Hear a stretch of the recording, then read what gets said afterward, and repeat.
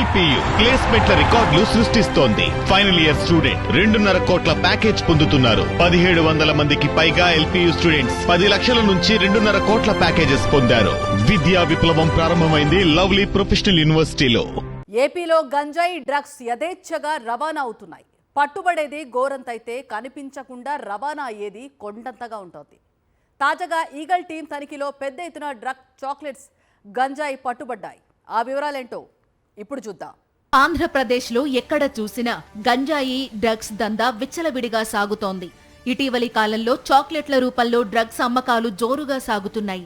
Drugs అరికట్టేందుకు ప్రత్యేకంగా ఏర్పాటు చేసిన ఈగల్ టీం తనిఖీల్లో అచ్చం చాక్లెట్లలా ప్యాక్ చేసిన డ్రగ్స్ దొరికాయి. ఈ చాక్లెట్లలో ఉన్న మత్తు పదార్థాలు ఎటువంటివో తెలుసుకోవడానికి వాటిని ల్యాబ్కు పంపుతున్నట్లు ఐజీ రవికృష్ణ చెప్పారు. ఈగల్ ఫోర్సు ఏలూరు నుంచి విజయవాడ వరకు రైలులో ప్రయాణించి తనిఖీలు నిర్వహించారు. పట్టుబడ్డ డ్రగ్ చాక్లెట్లు ఒడిషా నుంచి రవాణా అవుతున్నాయని ఐజీ తెలిపారు. ఈ సంవత్సరం 21,736 కేజీలు గంజా మేము పట్టుకోవడం జరిగింది. అన్ని మార్గాల్లో కలిపి, కారుల్లో కావచ్చు, 2 వీలర్స్ మీద కావచ్చు, ట్రైన్స్లో కావచ్చు.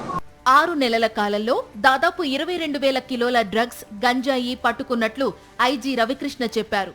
పోలీసులకు దొరకకుండా వారికి మామూళ్లు ఇచ్చి అడ్డదారిలో రవాణా చేసిన మత్తు పదార్థాలు ఇంకా ఎన్ని వేల కిలోలు ఉంటాయో అనే చర్చ జరుగుతోంది.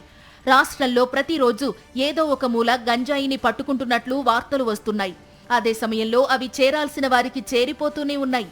రాష్ట్రంలోని ఏజెన్సీ ఏరియా, ఒడిశా, బీహార్ రాష్ట్రాల నుంచి ఏపీకి పెద్ద ఎత్తున గంజాయి అక్రమ రవాణా జరుగుతోంది. గంజాయి కేసుల్లో కొందరు స్మగ్లర్లు ఏళ్ల తరబడి జైళ్లలో మగ్గుతున్నా గంజాయి సాగు, రవాణా మాత్రం ఆగడం లేదు. ఏటా 100 కోట్ల విలువైన గంజాయి, ఇతర మాదక ద్రవ్యాలు రవాణా అవుతూనే ఉన్నాయి. స్మగ్లర్లు ఎప్పటికప్పుడు కొత్త మార్గాలను ఎంచుకుని చాకచక్యంగా గంజాయి రవాణా చేస్తున్నారు. గంజాయితో 10 వాహనాలు బయలుదేరుతుంటే వాటిలో 1-2 మాత్రమే పోలీసులకు పట్టుబడుతున్నాయి. పోలీసులకు దొరకకుండా చాలా పకడ్బందీగా రవాణా చేస్తున్నారు. వారిలో వారికి డబ్బులు పంపకంలో గొడవలు జరిగినప్పుడే పోలీసులకు సమాచారం అందుతోంది. పోలీసుల తనిఖీల్లో దొరికేది చాలా స్వల్పమని తెలుస్తోంది. గంజాయి స్మగ్లర్లకు మించి పోలీసుల నెట్వర్క్ ఏర్పాటు చేసుకుంటేనే వారిని పట్టుకోవడం వీలవుతుందనేది జనాభిప్రాయం.